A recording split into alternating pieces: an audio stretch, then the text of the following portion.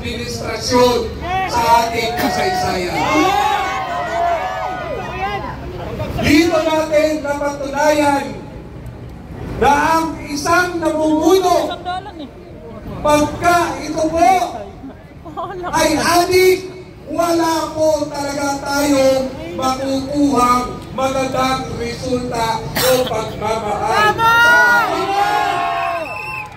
Nakakalungkot po dito mga nakaraang araw, nakiusap ang adik na si Bongbong Marcos kay Senador Marcoleta.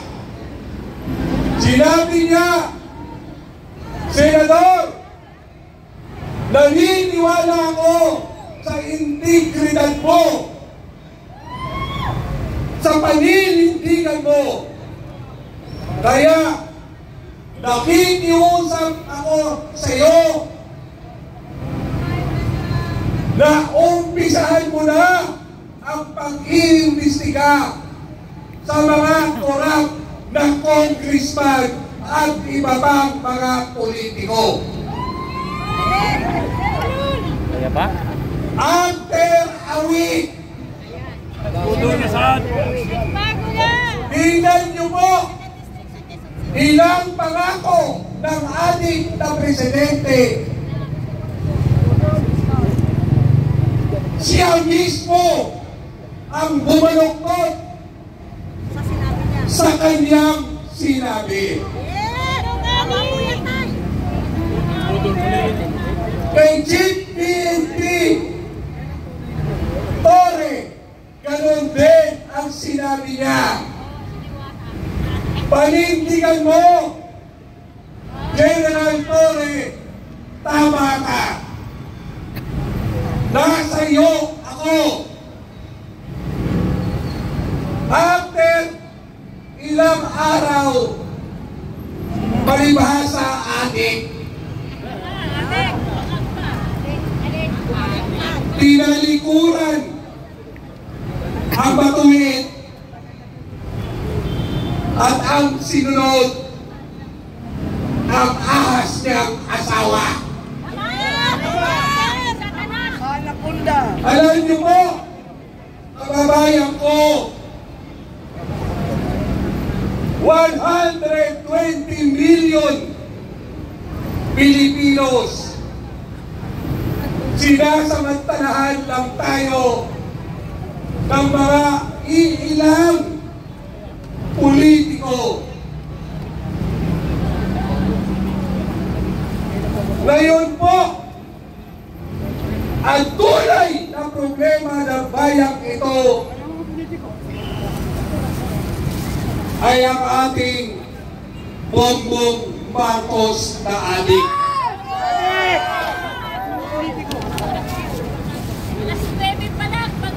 Dito ko po lagi ko sinasabi, nung kapitan pa lang ako ng Barangay Batasan Hills, maraming adik, maraming baluktot, maraming iskalawang na pulis. Tinayuan, ipinaglaban ko ang aking mga kabarangay. At muli-muli ko sinasabi, ang mga adik dapat din namang tulungan. Sa Quezon City nga, ang biktima ng droga, ang tawag namin dyan, health problem na. Mga kababayan ko, ilang pangako pa ba ang gusto nyo marinig? Ilang bigong pangako? Dito natin mapapatunayan tama si President Duterte na ang salot sa bayang ito, salot sa pamilya ay droga. Tamo! Pag may adik kang membro ng pamilya, lahat kayo mamumroblema. Pag wala nang manakaw sa pamilya, sa kapitbahay na nagnanakaw. Pero itong adik na presidenteng ito, naiiba sa lahat ng adik.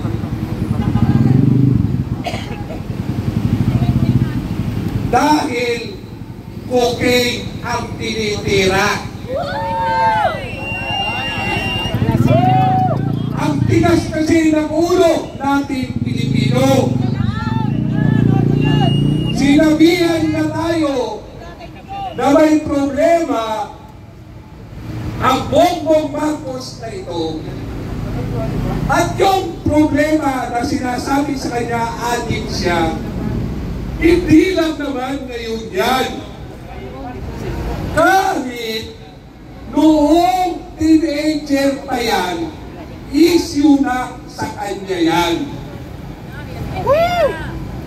Kaya lang tayo mga Pilipino, maawain tayo. Mahilig tayo magbigay ng second chance. Dahil naniniwala ang Pilipino na lahat ay may pagbabago.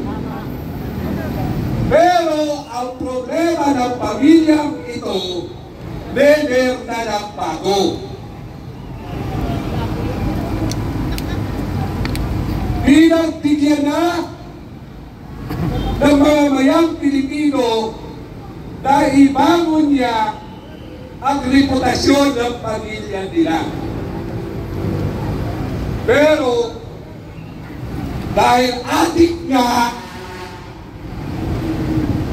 hindi lang sa cocaine ang problema, pati na sa pera ng bayan. Wag nangakaw! Adik na nga, under pa sa asawa. Buti sana kung mistisa ang asawa.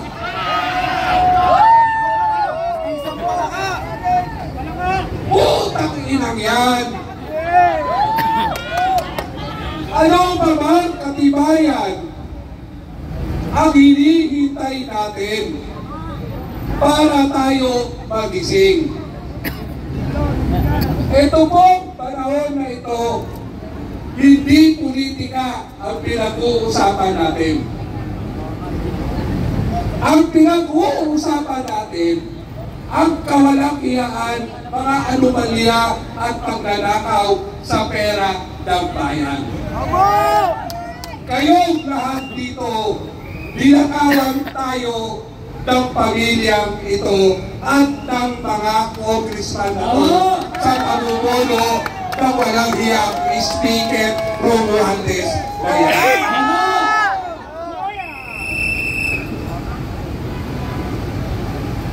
Ano pa ba ho ang gusto nyong mangyari?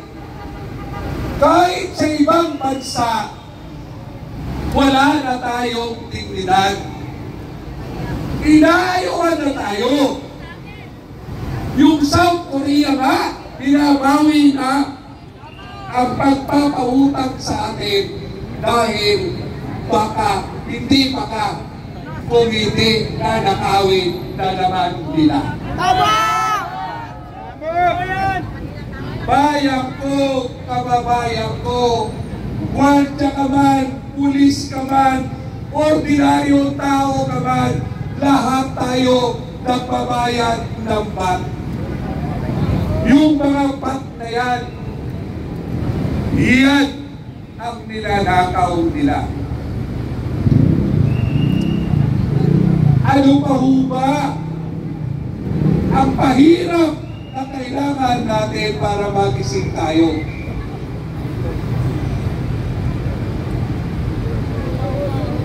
Pulat sa pulba, eto ba tayong mga Pilipino, kahit noong panahon pa, nilabayani natin si Jose Rizal, na ang kalaban natin ay kapwa Pilipino. Sana po magising na tayo, alang-alang pa lang sa anak at sa susunod na henerasyon.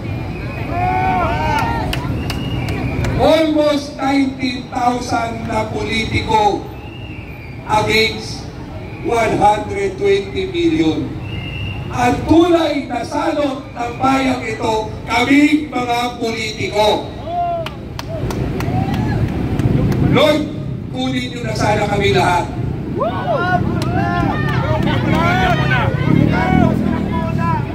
Mauna lang muna sila. Iwan ka muna. Pakiusap po.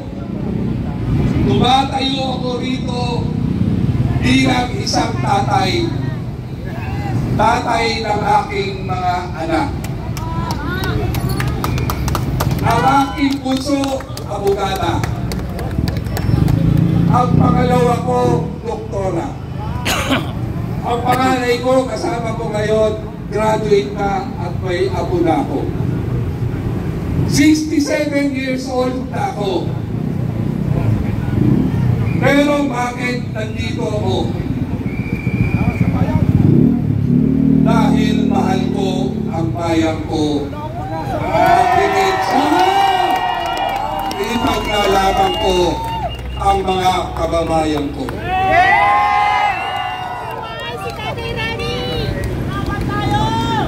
Ang pagbabago po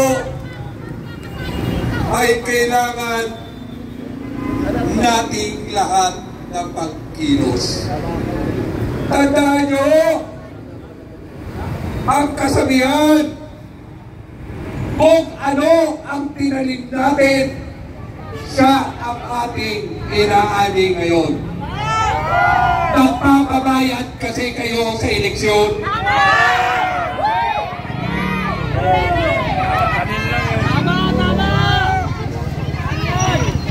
Sa halagang 1,000, halagang 1,500, kahit hindi nyo kakilala, binoboto nyo ka. Tingnan nyo ngayon yung mga congressman ninyo.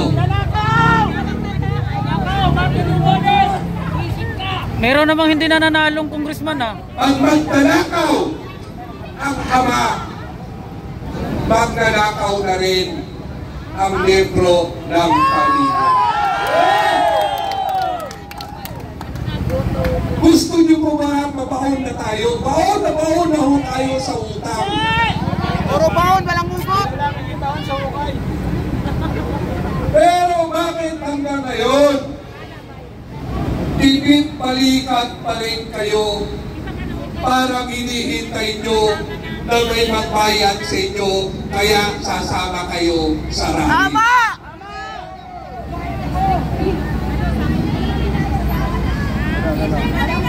Lord, Bayan dito, walang bayaran. alam po namin, Panginoon, na binigay mo sa amin ang bayang ito.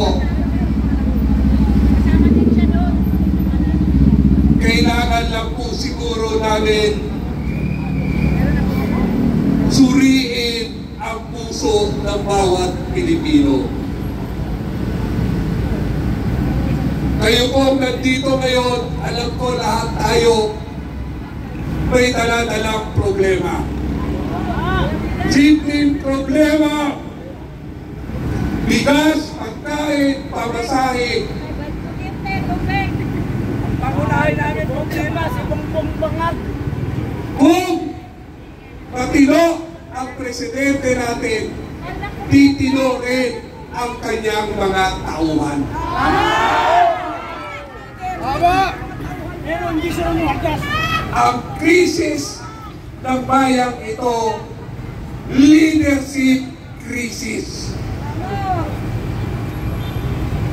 Pinaparusahan pa tayo ng Diyos. Hindi!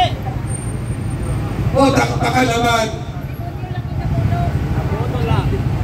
hinihintay na matuto tayo, magising tayo para patansigin natin ang adik ng Presidente ang adik na nakatira sa Malacanang. Sunugin ang bahay! Oo, pwede! Tingnan niyo po ang ating mga congressman. Balikan si Soto! Balikan na! Sakalan! Balikan na! Alam nyo, Tara! lahat tayo rito ay ibabaon at ibabaon kung hindi natin ibubulat ang puso at isip natin. Parang awa na po ninyo.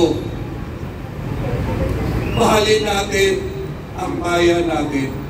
Mahal namin! Kung mahal natin ang bayan natin, bakit hindi natin ito ipinaglalaban? Pinaglalaban namin! Kaya lang, balikan mo ba umalit? Kulang pa po ang tinataya niyo.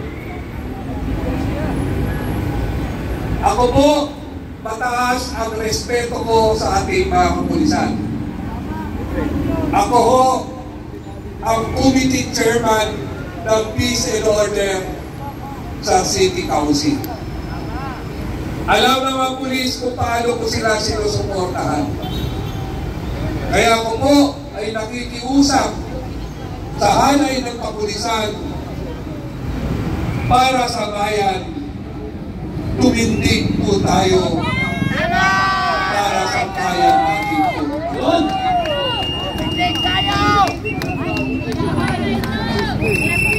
Habang hindi tayo kikibo, pagsasalita, kikilos, itong mga mabilang-bilang na buhaya, ito po ay lalamon sa atin. Kayong mga nanonood, lumabas kayo sa inyong komportabling kinalalagyan. Kailangan kayo ng bayang ito. Kailangan kayo ng ating mga kababayan. Keyboard warrior, labas! Nasa atin ang gawa, nasa Diyos Ang awa.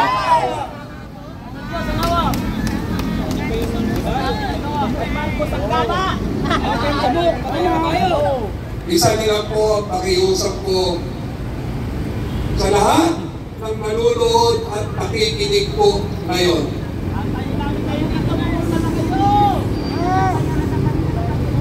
May pagmamahal pa po ba kayo sa bayan ito? Iniisip mo ba ang pamilya mo na ngayon pa lang hirap na hirap ka lang magtaguyod? Ikaw, sir, mamang pulis, alam ko, nire-respeto namin ang sagisag ng uniform ninyo. Pero may tungkulin din kayo sa bayang ito na ipaglaban nyo ang bayan. Huwag naging-tuta! Huwag naging-tuta! Sa mga Gen Z, sa mga Gen Z, sa mga kabataan, tingnan nyo ang inyong mga magulang. Di ba hirap na? Hirap na si tatay na pakainin kayo. Hirap na itaguyod ang pag-aaral nyo. Tama, totoo yan! Samantalang obligasyon ng gobyerno na tulungan kayo. Bakit hindi kayo maabutan ng tulong dahil magnanakaw ang aming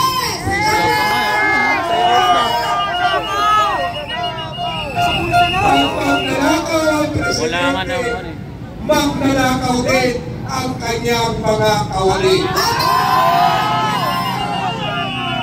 At dahil alam ng mga congressman na magnanakaw ang presidente, kaya sila ay nagnakaw na din. Sino ang kawawa? Ang mga ordinaryong taong bayan. Tama! Ang gobyerno ay binubuo ng pamilya. Obligasyon ng gobyerno, tulungan ang bawat membro ng pamilya. Pero dahil adik ang namumuno sa atin, walang pakialam sa taong gobyerno.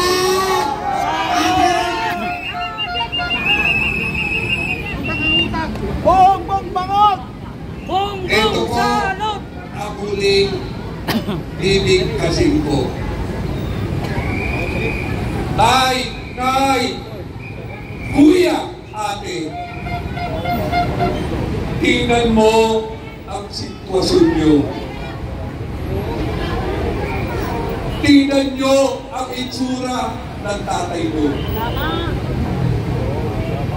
Tingnan nyo ang nanay nyo. Tingnan nyo ang mga kapatid nyo.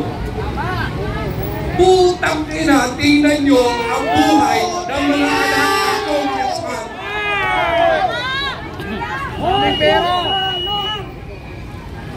Putang ina, tingnan nyo ang anak ng mga district engineer ng TV na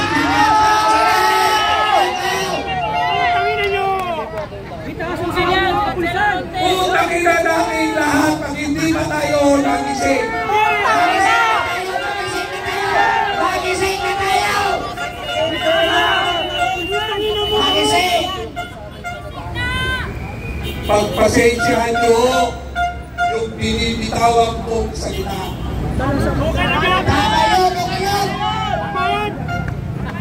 Dahil nakikita ko ang inyong paghihirap. Kaya, ano pa ang hinihintay nyo? Kuya, ate, para sa inyo ang ginagawa namin dito ngayon. Sumama sa pagkikilos! Sumama sa pagkikilos! Samahan nyo kami Kalunes! para sa henerasyon nyo. Ito lang Kayo yun! ang pinaglalaban namin. Ate, kuya, matanda na si tatay at si nanay.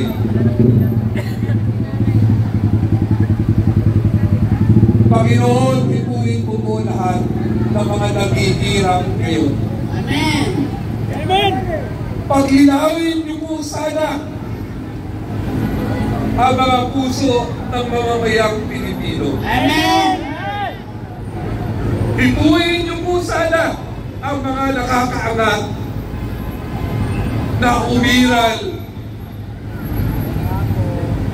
ang pagmamahal sa bayan at sa kapwa. Amen! Lord, kunin mo na si BBM.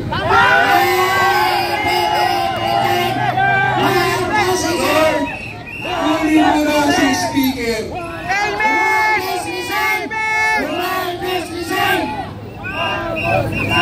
Kunin mo na ang mga kurang na congressman. Amen!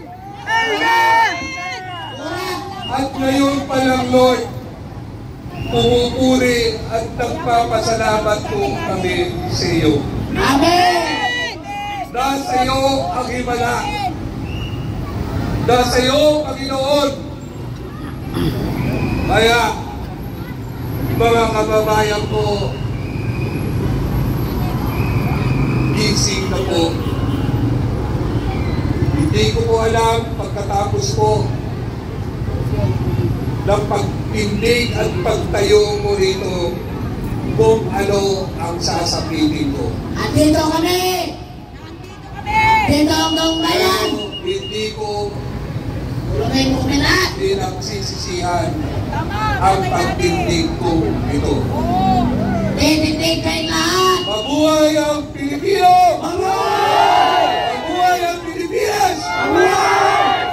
Mamatay na mga manangya! Marcos, Marcos, magnanakaw! Marcos, Marcos, magnanakaw!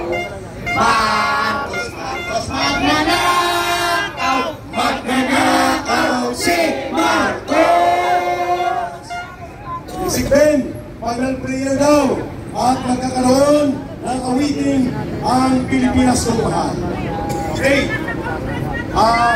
Mandang, gusto mo daw magbigay ng final prayer message?